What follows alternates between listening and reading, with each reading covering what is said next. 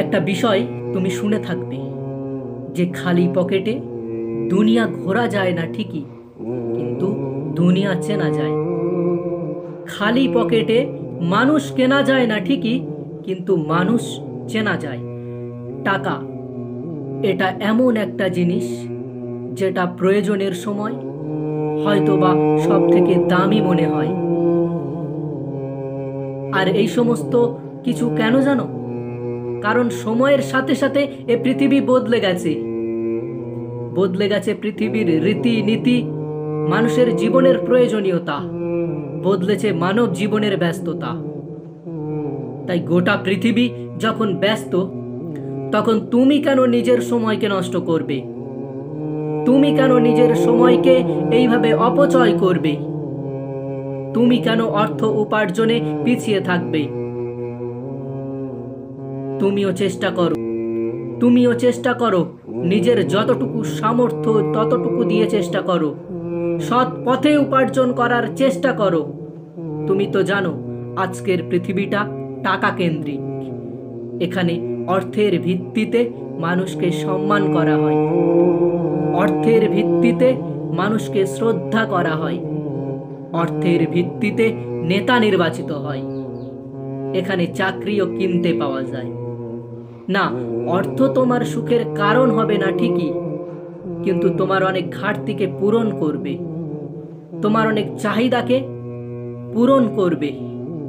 তাই তোমার যতটা সামর্থ্য, যতটা ক্ষমতা, সব কিছু দিয়ে সৎ পথে উপার্জন করার চেষ্টা করো। কারণ এ পৃথিবীটা একটু অন্যরকম, এ পৃথিবীর মানুষগুলো একটু অন্যরকম। মানুষ এখন প্রিয়জন সেজে কাছে আসে, কিন্তু প্রয়োজন ফুরিয়ে গেলে দূরে ছুঁড়ে দেয়।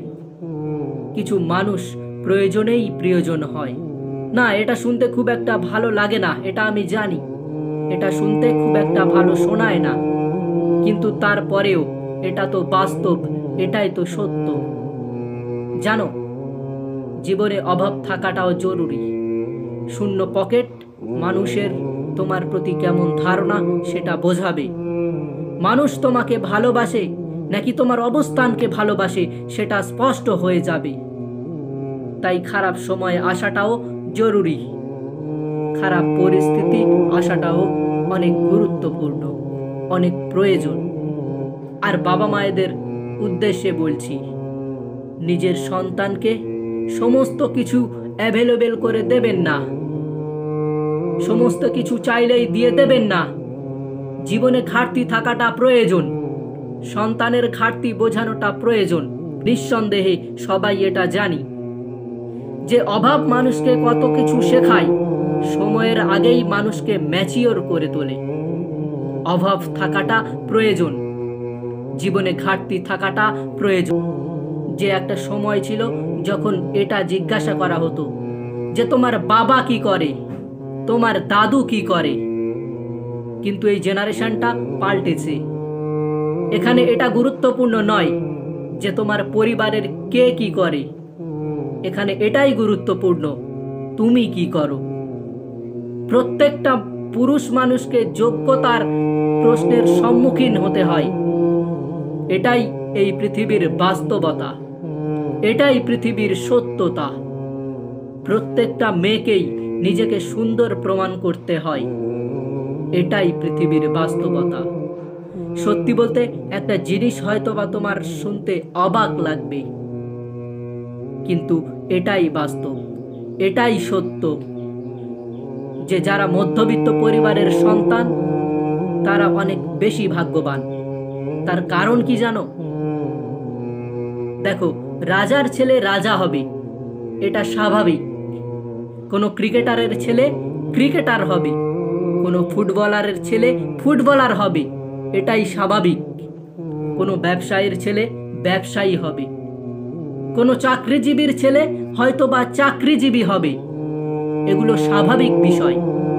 কিন্তু অস্বাভাবিক বলে মনে হবে তো তখন যখন একটা দিনমজুরের ছেলে বড় কিছু করে দেখাবে, যখন একটা মধ্যবিত্ত পরিবারের সন্তান নিজের জীবন নিজেই পরিবর্তন করবে, যখন সে বড় কিছু উপার্জন করতে সক্ষম হবে, তখনই তো সেটা হাইলাইট হবে, তখনই তো সেটা ফুটে উঠবে।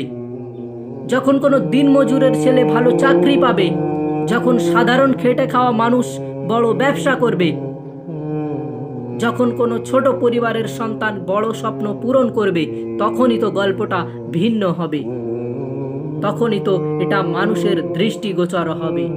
তাই হয়তোবা আমরা লাকি, হয়তোবা আমাদের ভাগ্যটা অনেক ভালো যে আমরা মধ্যবিত্ত পরিবারের সন্তান।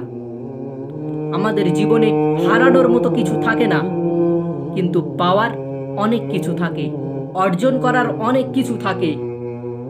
আর যদি তোমার মনে হয় যে তুমি অনেক সময় নষ্ট করে ফেলেছো, তোমার জন্য এটা উপযুক্ত সময় নয়, তাহলে তোমাকেই বলছি, এ পৃথিবীতে হাজারো স্টোরি এমনও আছে, হাজারো গল্প এমনও আছে যারা জীবনে অনেক দেরিতে অনেক কিছু পেয়েছে, কিন্তু তারা নিজেদেরকে প্রমাণ করে দেখিয়েছে। তাহলে তুমি কেন নয়? নিজেকে একবার প্রশ্ন করো যে আমি কেন নয়? তুমি মধ্যবিত্ত, তোমার পজিটিভ দিক এটাই। কোনো বড় পরিবারের সন্তান বড় কিছু করতে পারেনি, এটা তার কাছে হয়তোবা অনেক অপমানের, কিন্তু তোমার ক্ষেত্রে তো এটা নয়। তুমি মধ্যবিত্ত পরিবারের সন্তান, তোমার চিন্তা ভাবনা, তোমার অ্যাচিভমেন্ট মধ্যবিত্ত হবে। সবাই এমনটাই মনে করে, কিন্তু সকলের চোখ কপালে উঠে যাবে তখনই যখন তুমি বড় কিছু করে দেখাবে, আর তোমার কাছে সেই সুযোগটা আছে। কারণ মধ্যবিত্ত পরিবারের সন্তান নিজের জীবনকে বদলেছে, নিজের পৃথিবীকে বদলেছে, নিজের ক্ষমতার অনেক প্রকাশ ঘটিয়েছে। এমন হাজারো এক্সাম্পল তোমার সামনে আছে, যারা আজ বিভিন্ন ফিল্ডে সব থেকে বড় পর্যায়ে আছে, তারা বেশিরভাগই কোনো ধনী পরিবারের সন্তান ছিল না। তোমার আমার মতো মধ্যবিত্ত পরিবারেরই সন্তান তারা। নিজেকে প্রমাণ করেছে, যে আঙুল দিয়ে দেখিয়েছে যে আমি যদি পারি তাহলে তুমি কেন নয়। তাই অর্থশূন্য থাকাটাও জরুরি। টাকার ঘাটতি তোমাকে অনেক কিছু শেখাবে, তোমার মনে চিন্তার উদয় ঘটাবে যে আমাকে বড় কিছু করতে হবে, আমাকে কিছু করে দেখাতে হবে। আমি জানি না কে কেমনটা ভাবে, কিন্তু ব্যক্তিগতভাবে আমি মনে করি যে সহজ জীবন আমাদের পঙ্গু করে তোলে, আর কঠিন জীবন আমাদের ইমিউনিটি পাওয়ারকে বাড়ায়, আমাদের শক্তির প্রকাশ ঘটায়। তাই তোমার জীবনটা যদি কঠিন হয়ে থাকে, তাহলে হয়তোবা তুমি সৌভাগ্যবান, কিন্তু তুমি তোমার জীবনকে পরিবর্তন করতে পারো। তোমার হাতে সেই সুযোগটা আছে, তোমার মধ্যে সেই ক্ষমতাটা আছে। তুমি তোমার জীবনকে পরিবর্তন করার ক্ষমতা রাখো।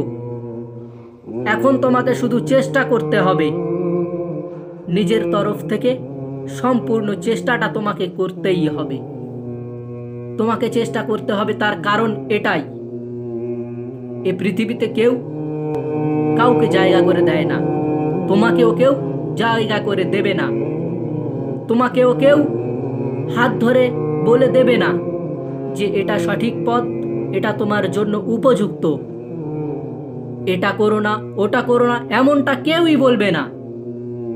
তোমার নিজের জন্য কোনটা সঠিক সেটা নিজেকেই বুঝতে হবে, সেটা নিজেকেই খুঁজতে হবে। আর নিজেকে নিয়ে একটা ধারণা স্পষ্ট রাখার চেষ্টা করো। তোমার সব থেকে বড় সম্পত্তি তুমি নিজে, তোমার সব থেকে বড় সম্পত্তি তোমার সময়।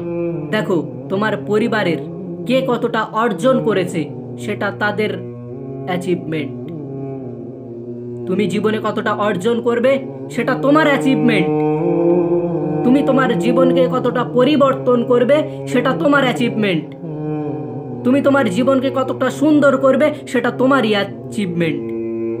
আর তোমাকে বলে রাখি, এর ভাগীদার কেউই হবে না, তাই এখানে স্বার্থপর মানুষ প্রবেশ করতে পারবে না। নিজের হয়ে কাজ করো, নিজের জন্য কাজ করো। তুমি নিজেকে পরিবর্তন করার চেষ্টা করো, দেখবে অপেক্ষার শেষটাও একদিন অনেক সুন্দর হবে। নিজের উপরে বিশ্বাস রাখো এবং বিশ্বাস রাখো এই পৃথিবীর পরিচালক, যিনি এই পৃথিবীর নিয়ন্ত্রক, যিনি তোমার রব, তোমার থেকে তোমাকে নিয়ে বেশি যিনি ভাবেন, তার উপরে বিশ্বাস রাখো। তিনি কখনোই তোমাকে নিরাশ করবেন না। এই পৃথিবীর পবিত্র গ্রন্থে লেখা আছে কি তুমি জানো? লেখা আছে যে নিশ্চয়ই কষ্টের সাথে আছে স্বস্তি। যেহেতু এটা এই পৃথিবীর পবিত্র গ্রন্থে লেখা আছে, তাই এটাকে আমিও বিশ্বাস করি। আর আমার কি মনে হয় জানো, এটা তোমারও বিশ্বাস করা উচিত।